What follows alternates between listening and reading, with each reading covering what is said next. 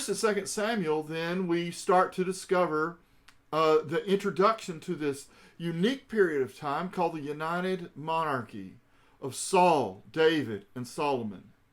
And David especially was a man after God's own heart. Even with all of his dysfunction, God blessed David, and he blessed Israel through him. David could fight the Philistines and turn around and write a psalm and sing music, and his fame took place there in 1 Samuel 16 when he killed the great giant Goliath, and then later became king after Saul died. 1st and 2nd Samuel tell us about the institution of this united monarchy. First Saul, then David, and then Solomon.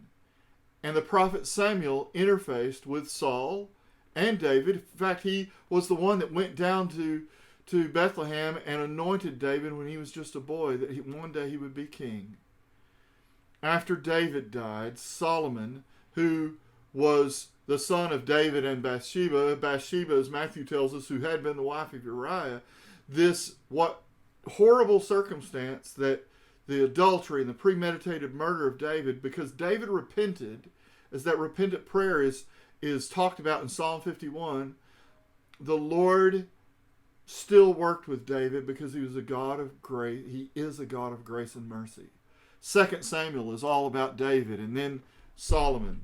1st and 2nd Kings then tell us about the history of both kingdoms. After the death of Solomon, it split into the kingdom of Israel and the kingdom of Judah. And we see two tracks of kings, the kings of Israel and the kings of Judah. And 1st and 2nd Kings tell us all about it, as well as the ministries of Elijah and Elisha.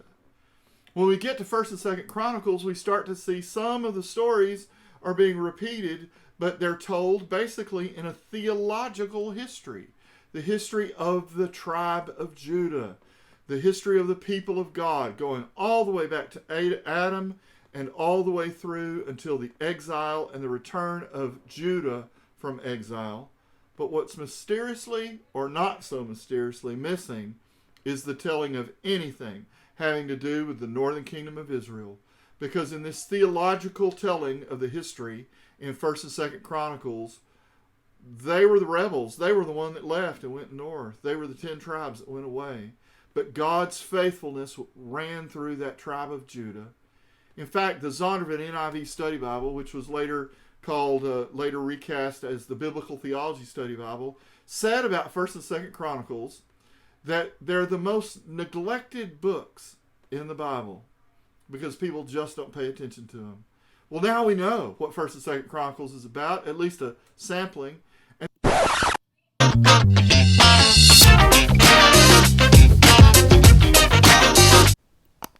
And then you get to Esther, the little maiden, the Jewish maiden, and her cousin Mordecai, who in the king's court, as the queen selected by the Persian king, used her position to intervene to prevent the genocide of the Jewish people. Those events in Esther are celebrated and referenced in the book of John as the Feast of Purim, where God delivered his people.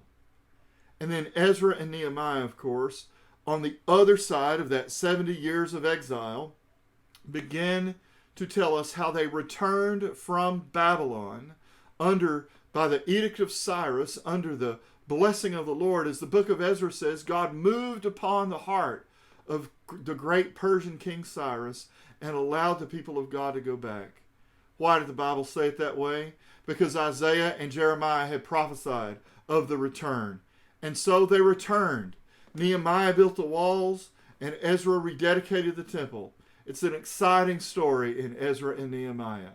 From Joshua to Nehemiah, Ezra, Nehemiah, and Esther, we see 1,000 years of drama and 1,000 years of God's faithfulness to his people in the good, the bad, the ugly, and the restored people of God worshiping in Jerusalem, getting ready for the New Testament some 400 years later.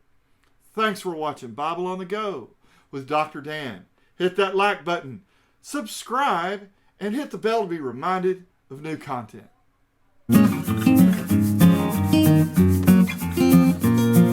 Praise God!